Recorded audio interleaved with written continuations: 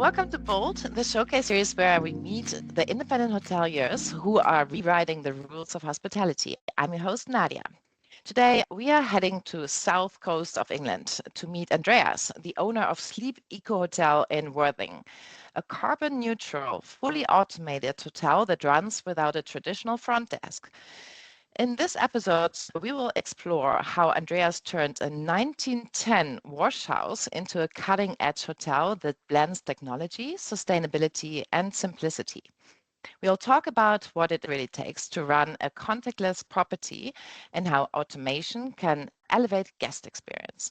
Welcome, Andreas. It's so great to have you on board. Well, let's kick this off with tell me a little bit about sleep. Like, what is so special? What did inspire you? Well, hello. Thank you for having us. And sleep for us is, I think it was born of 35 years of us being in hospitality. And I have to say, it's an idea that rumbled around in my head many, many years about service and looking after guests, and predominantly through the restaurant industry, actually. But we saw the changes in the economy. We saw the changes in the world where, you know, running a hospitality business is ever more increasingly difficult, mostly due to the best part of our job is our teams and our staff. But actually, at the same time, they're actually the most expensive part of what we do, and we struggle with that the hardest. So we just wanted to see if we could find a way of changing how that works, but yet still making sure that the guests didn't notice it. So we're all almost trying to kind of remove the people from the scenario, but without the customers understanding that we've done that. And that's not to be sneaky, but it's just to understand that, what is it actually our guests wanted, especially in hospitality, and especially when it came to sort of the accommodation market. And so we were really keen to look at exactly what we thought, not in every occasion, but in some occasions, what is it that we felt that the guests really wanted? What was their core that they wanted, and what could we eliminate from that to make us be able to offer value for money rooms? So that's kind of where the idea started from, really. And then we kind of doubled it up with the fact that we believe that businesses should be part of the community that they're in, and they shouldn't extract too much. So this is why we felt it had to be as carbon neutral as possible. Mm. Yeah, it's super interesting. And it's quite a challenge, right? Because as you say, exactly to the point, we are people persons, right? Like if you work in the hospitality industry, you're drawn to, be close to people and provide a great service and experience. But there are creative ways around this, right? Like while still delivering these outcomes. Tell me a little bit about what you think what was the score that you wanted to deliver? So, yeah, great question, actually. So basically, we looked at it and we thought, well, the hotels in the general format are unlike restaurants. And that's the first thing we noticed. So we ran a group of restaurants and we had, I think, a team of around 150 people, and we loved it. But what we noticed was that restaurants are very different. And people go to restaurants for different occasions. So, McDonald's would be somewhere you might drive through, whereas in an anniversary, you certainly wouldn't probably end up in a McDonald's. But when we looked into it, especially in the UK, hotels had only kind of one model in most of the senses. They had the same, check-in system, the same hotel system, the same format of service, if you like, and the format that the guests had to adhere to was pretty much the same. We then looked at the Airbnb market as well, and then the kind of long stay market. And we kind of looked into that and thought, actually, there is very few models, and everyone seems to attach themselves to what I felt was an excellent model, but actually unamalliated. So no one's looked at that model for many, many years. Yes. We looked at it and thought, well, what can we change? And that's what we've done in hospitality for years, is just trying to be as bold, excuse the term, as you can. But how can we Yeah, how can we upset this? And we are disruptors in a sense. I think our business has always been about disrupting, and I think that's what in nature where I come from is I'm a disruptor. And then we looked at kind of like the stay market and realized that many guests that we researched, if you like, and we did a kind of extensive research through other hotels and market media and some census information that we've had and why people visit certain towns. And what we noticed quite quickly was that the kind of check-in, check-out, picking up the keys and accessing your room, if you like, didn't seem important to any of the people that we spoke to. They didn't come up actually. What came up was how nice the room was, if the beds are comfortable, the location of the hotel or the accommodation. We found that if it was a quiet hotel was really important to people, that they had everything they needed. So the facilities in the room were really kind of key, because we were kind of, I think, started from a point of view where, what could you possibly want? But actually what we've realized is we find that guests actually want a replication of their bedroom in this room, and we have to guess what that bedroom looks like, and then we have to replicate that, and we have to understand many different bedrooms from many different types of geotype customers, if you like. So different geography, because I think people in abroad have different rooms to people in the UK. Then you have to understand different elements of the cost of that room and what they have in their bedroom. So we work really hard actually to replicate that, so they don't feel like they're visiting the hotel, but they're kind of in a pop-up version of their room with facilities. So they're the things that we kind of looked at, and then we thought, well, we didn't need people in certain areas, and then we started eliminating people from that model. And then we actually ended up with no people, actually, because we found a way, I think, that just kind of, we thought, well, can we deliver that using, in a sense, the internet? Can we use it by using AI? Can we deliver it by using tech? That's where we kind of started from. Yeah, and tell me more about it, because I think people are super curious to and get to know more about your concept. So how does it really look like? Explain me how your concept goes from A to Z. So how do guests check in and out, and how's the journey? Well, so it started with a statement that we made. We bought this building basically, and it was off the local council, and it used to be a library. Before that, it was a wash house. So it's a civic building, very old. And originally, we wanted to sort of take this building, but what our biggest challenge from the offset was, how do you take a building that's over 100 and something years old and make it into the most modern, electric only, carbon neutral property, with keeping the geography? And I think we achieved it. But what we did, we started with a statement from the word go, if you like. And then my statement was, can I run this whole business from my mobile phone on a lino in the middle of my pool? So the idea was, if I'm floating in my swimming pool, I should be able to operate every individual part. And I don't just mean like calling guests. I mean changing the heating in the room, understanding the decibels in that room, being able to check people in, check them out, integrate, park guests up, as in from every service that we needed to do. Was that possible from this point? And the reason we used that wasn't because we actually do that, but it gave our engineers, our architects, our platform people that we worked with, and they understood straight away that what we meant was it has to be fully automated. And I still think today, 2 years in, we still struggle to make many of our partners understand the word fully automated, because we're all backed up with this process of, well, there's someone at the front desk or there's someone at the hotel. And we have to constantly push the narrative to say there is zero people. So you have to really start to change your mindset to understand that there is no people. But then actually what we have to do with that is then convert people's minds to understand that we still need to deliver the exact same service. And that brings us back to our disruptors nature, if you like. And what we're trying to do is, how can we make that service happen? And so, for example, as one of our guests, they will see us online to start with through a platform like booking.com, as well as through our own platform. That's probably the first contact many of our guests will have.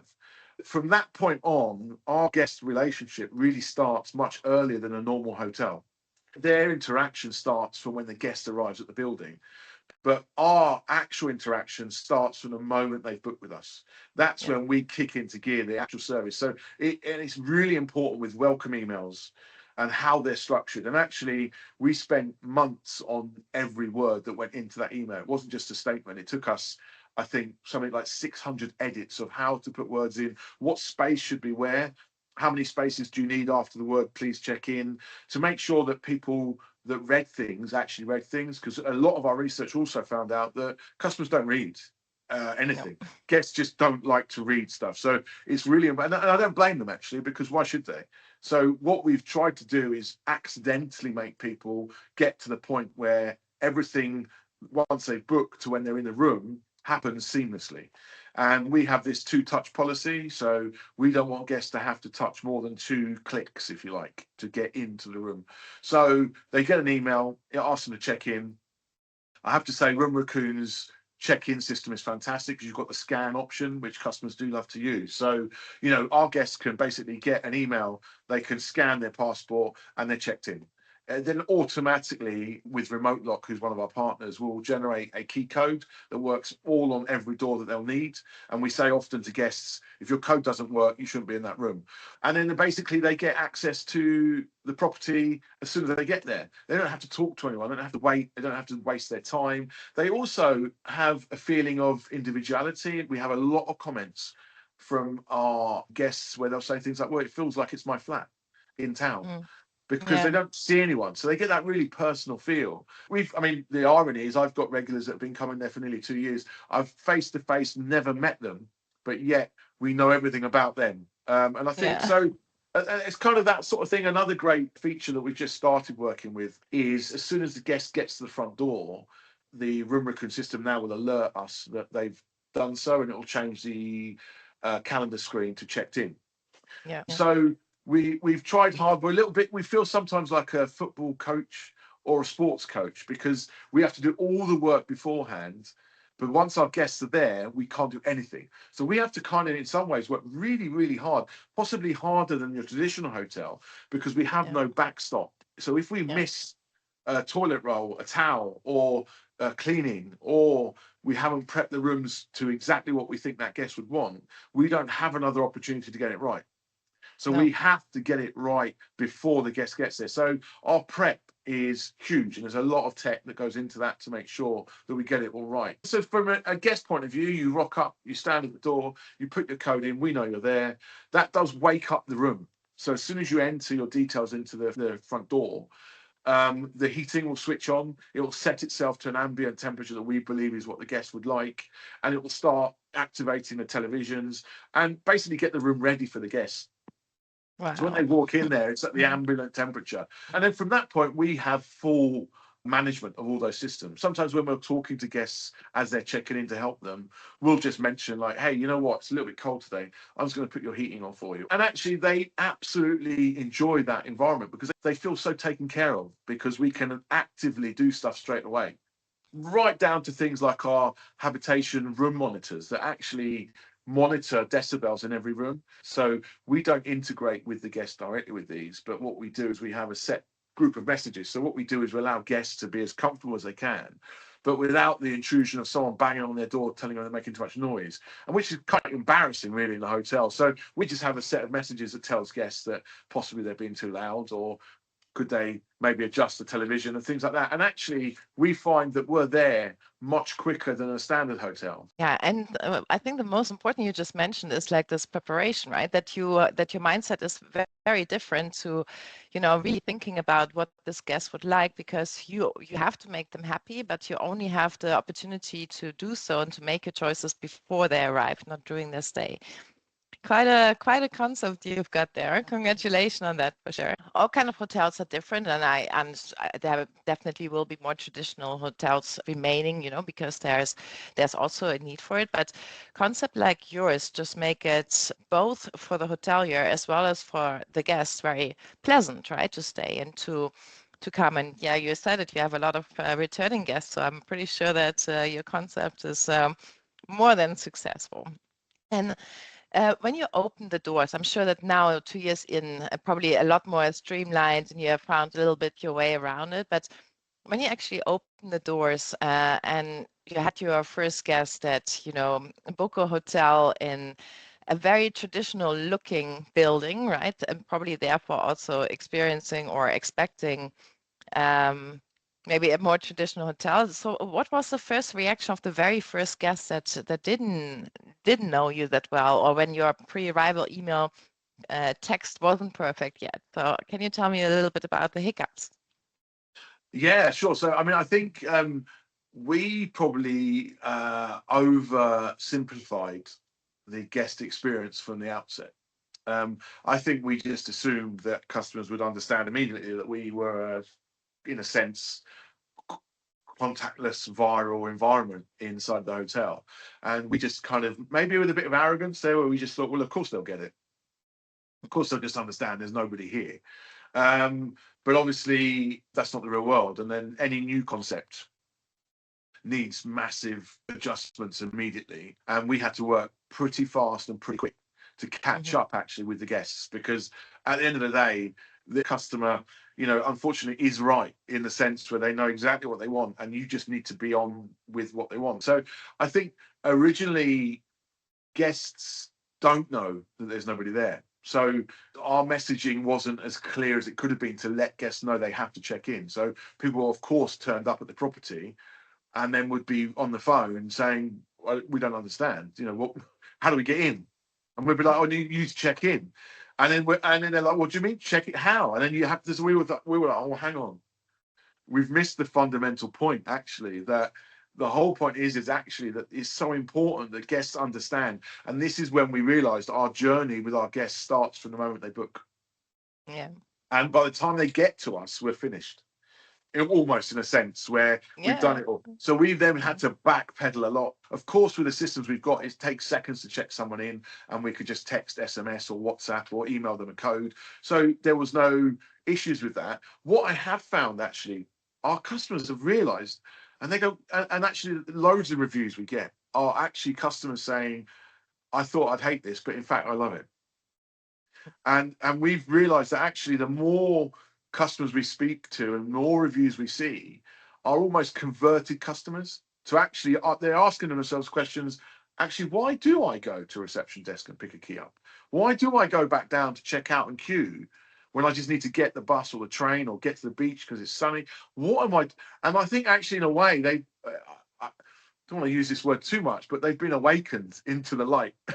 In a way, because people have realized there is no need for most of what they do in the hotel. We base our model on an elderly market, if you like. So when we see the booking forms and the date of birth that are a bit more senior, if you like, we do sometimes contact them and do a bit of research and stuff. And actually what we found was the more mature customer actually felt, because of our system is so easy to do, they were actually so proud of themselves.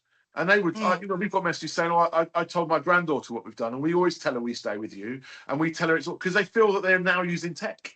And I think they love it, actually, and it makes them empowered, if anything, and they feel more confident that they've been able to do such a thing and use technology to have their say. So the more we do it, we've not stopped. I would say at least every month, I'll get a phone call from a different hotel from anywhere around the world asking us what we're up to and how we're doing it.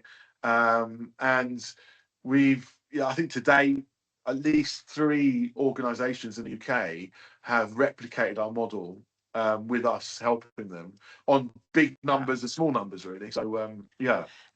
I just was about to ask. I'm sure that there are like people knocking on your doors already to get some insights on how you are doing this, because you also said you put in the work, right? You did the research, and I think that is so crucial. And for you, it's maybe a normal thing to do, or like it's a necessity or something. But I think that's a step that many maybe forget to take seriously.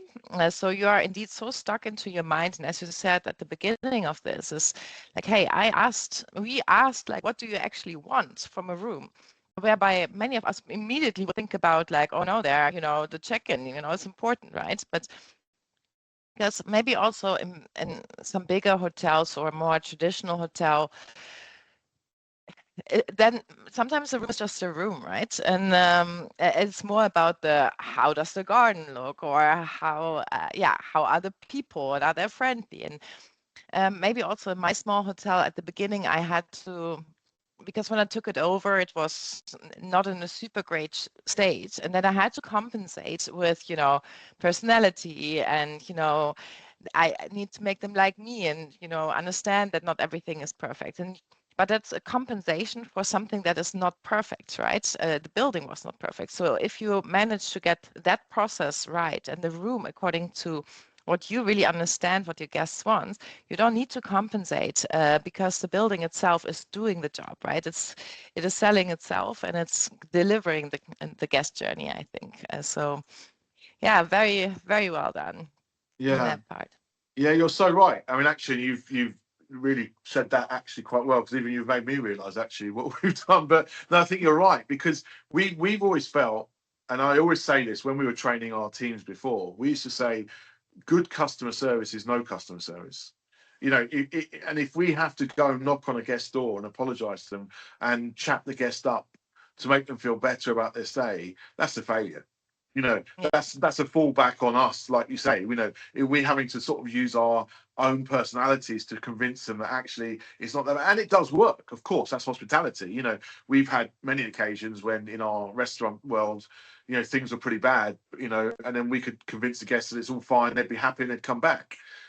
With my model, there is no option to do that, which is why all the focus is put into the room itself. And I think we, like you say, we don't think about check in, check out, guests taking their luggage. None of that exists. So all we can do is make sure that when they get in that room, we look for the wow, if you like. So they need to open that door and be like, oh, do you know what? This is exactly what we wanted. So there is loads of research into everything. And if we ever get a comment from a guest about anything, we immediately activate that. So if somebody says, well, they need a different mirror, we'll just get a different mirror, because the room has to be perfect. We've had a policy, and we do it often, as in we want our guests to feel like they're the first person that stayed in that room, which means decoration is constantly ongoing. We decorate our rooms every 2 to 3, well, sometimes every other week we're painting. So the money that we save, for example, on receptionists, which is, I don't know, you know, for in the UK, anywhere from 25 to 30,000 pound a year. Everything we save on porters and every other part of it, like you say, gardens, all those things. So that money is funneled back in to a constant decoration stream, constant changing of furniture, constant upgrading everything in the rooms to the, we feel they've got some great products in there. So I think actually we can't even keep up with our own website, because the pictures on there need to be changed every other month because we keep changing. But that's because our only chance is when you check in and come to our hotel room, that you walk in there and actually it replicates through our reviews, because a lot of people say, oh, it's brand new. And it isn't, it's 2 years old, but actually the room is brand new. And that's kind of where we try and keep it. So if we walk in the rooms and we don't feel like that, we then look at what we can do to keep that going. Because like you've said really well, actually, is we only have one chance to get it right. And then that's it, they've checked out. And afterwards, there's no point in us trying to convince a guest that they like the hotel, that they're not there, and they've left. So, you know, but again, it's testament to us, because, you know, in our area with booking.com, we're one of the highest scorers in the county. We've actually got more reviews than hotels that have been in the area for many, many years. And they're all great hotels. And I wouldn't, you know, I'd recommend any hotel in our town, actually. I think they're all fantastic. But I think we are filling a space that people didn't know they wanted. Yeah. I don't even think you realize how special it is that you're saying you want them to feel that they're the first guests in this room, right? The one thing nobody likes about a hotel is the knowledge that somebody else slept in the same bed, right? I'm pretty sure there are a lot of hotels who are in 2 years and have never picked up a painting brush, right? It's all beautiful and nice when you open up, and then you leverage on those reviews and it just goes down. But having this mindset again, as you have to, you know, have a continuous renovation, a continuous consciousness of like this basic need of the guest that they just want to be the first. That is, I think, a very big success factor that I think is a great advice to many hoteliers to consider. Yeah, I tried to do it. So again, for me, it was a little bit limited on funds, especially when I opened. But then I just took great care of like how the beds look like, right? So I always made my beds myself. Like I did housekeeping and everything.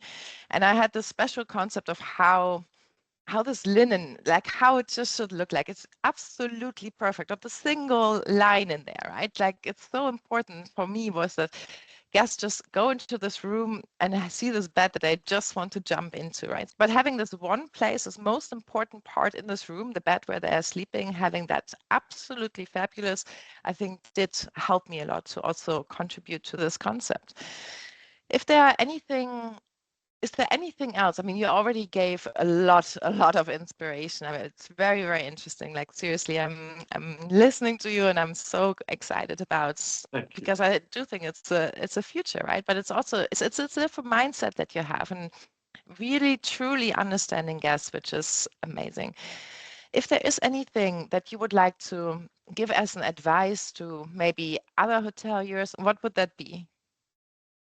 We've been in hospitality for many years, and maybe that's given me a different insight to a traditional hotelier who's been in hotels. But I think I believe that the hotel as it stands now and the way it operates, with the reality of the biggest cost of any hotel being wages, they are very unlikely to continue to be able to achieve that standard in every circumstance. Of course, there's your very experience-led hotels where they're exceptional in what they do. Then money is no object, and I think that's a different model altogether. But I do think people have to start looking at where they fit into that model and maybe breaking down what they do. So where hotels are big on service, so receptionists, concierge desks and things, I believe that is becoming less expected.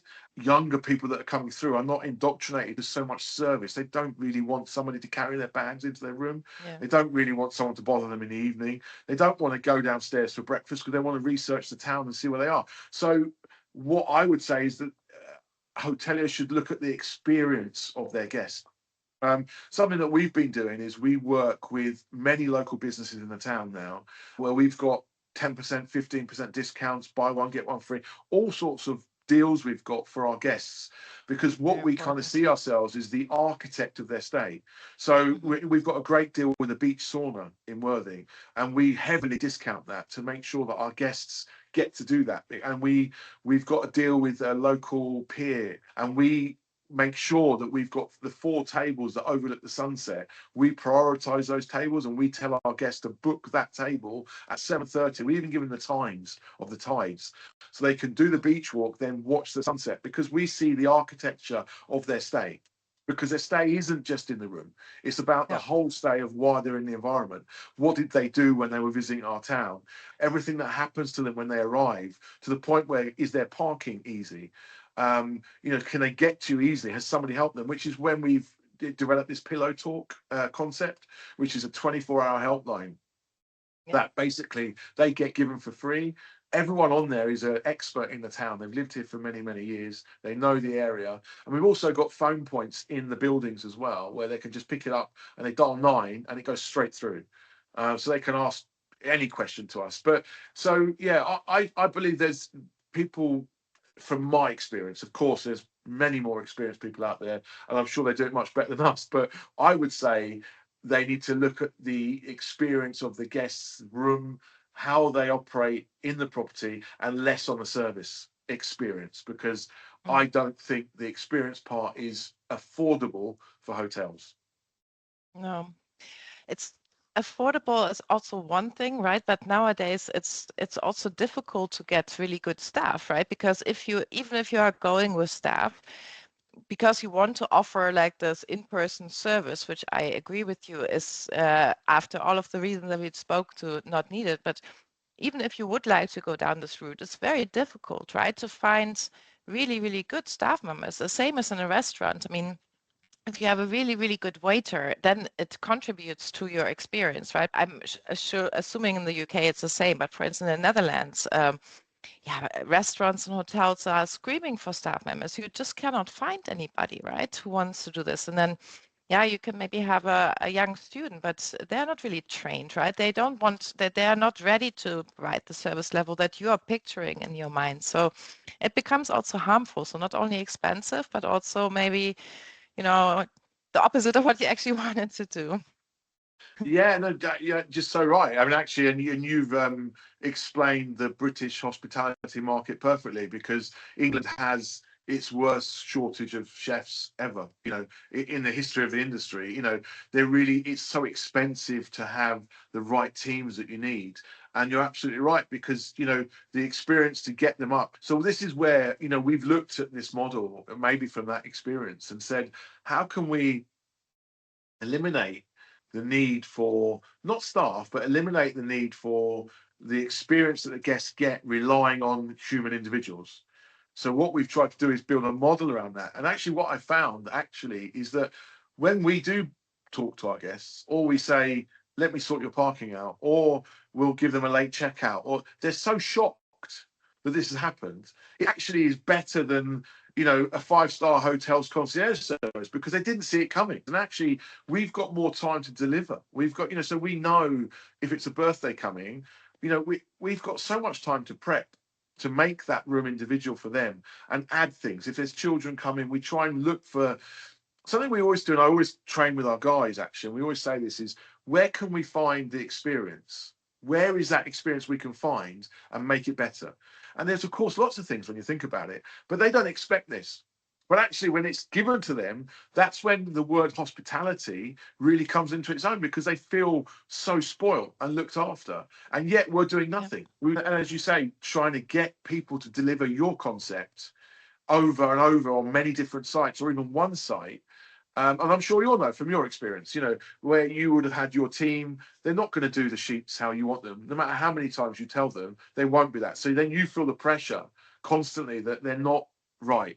And if it's a special guest coming or a regular coming, you feel that you need to be there to be able to deliver that service. Correct. Which is it's inconsistent. And that's it. And I think what we've tried to do is eliminate that process where possible. Of course it's not perfect, and of course it doesn't work, but I can say from the fact that our second year this year, for October, for example, our bookings are 120. I looked today, 126% up on last year.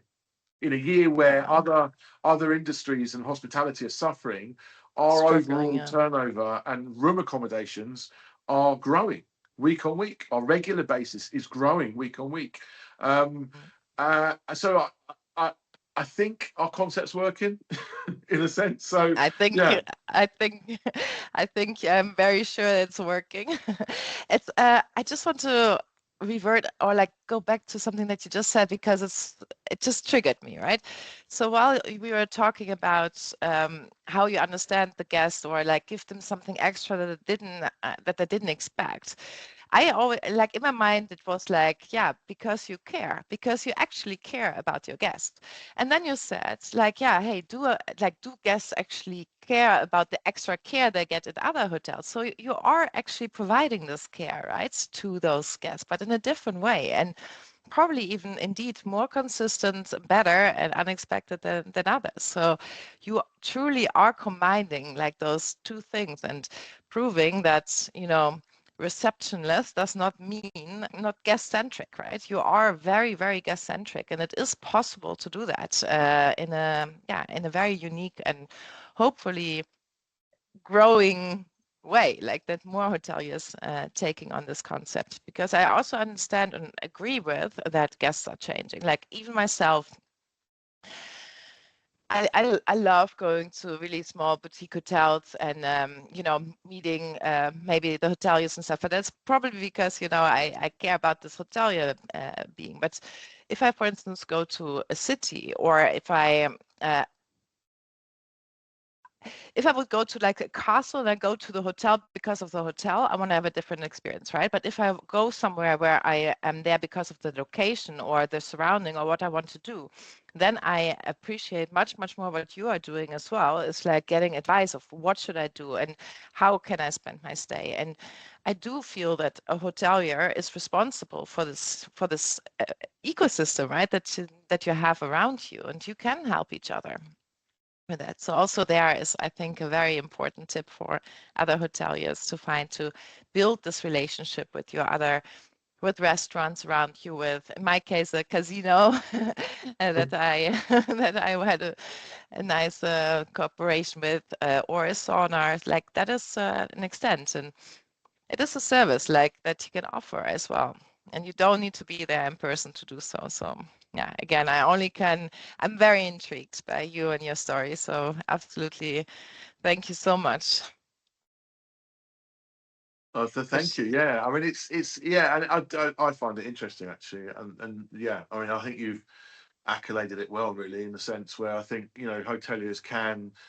I think we've always had this training policy where perception is the worst risk to any business and pre-perceived levels of what you expect are so difficult. So we've all done it. We've all gone to really expensive restaurants and we're always let down. Oh, it wasn't that great, not for the money. Or we go to somewhere that's so special and so built up. It's almost impossible. And it's not the business's fault sometimes, actually. They have this, absolutely, an expectation, and then nostalgia as well is a real dangerous one. So we used to, expectation and nostalgia are two of the most dangerous things to a business, because you can't ever keep up with nostalgia and you can't ever beat people's expectations. But what you can do is you can promise your guests what you're going to deliver and do that really well. And then when you over deliver, and I think this is our whole policy with sleep, is that we pitch it, actually, probably we know we're pitching a little bit less than we are. You know, the fact that we've probably got some of the most expensive mattresses in any hotel in Worthing, we don't actually publicize that, but we know, and we know we've got actually a timer. And for things like pillows and mattresses, we set timers. And I know we've got so many months left on the mattress, so many months left on the pillows in each room, and then we get rid of them and we replace them. So we're not relying on a member of staff to go, well, that pillow's been there for ages. It doesn't matter. We know how often we should turn the beds, turn them over, and then get rid of the mattresses. And we've basically set 18 months is the max for a mattress, even though they give us 3 years. We're not interested, because actually but again, it's that over delivering. So when the guest gets in that bed, they're just like, wow, this is a great bed. You know, this is really comfortable. They don't know why, and they don't need to know why, actually, because we're supposed to handle that, you know. So I think it is that we're trying to do is not over deliver in perception, and then allow ourselves to really care about the customers. Yeah, but that's because you listen to your guests and you are eager to learn yourself as well and be critical. That's, first of all, thank you a lot for making the time to speak to me. And I'm very, very sure that a lot will find this very interesting.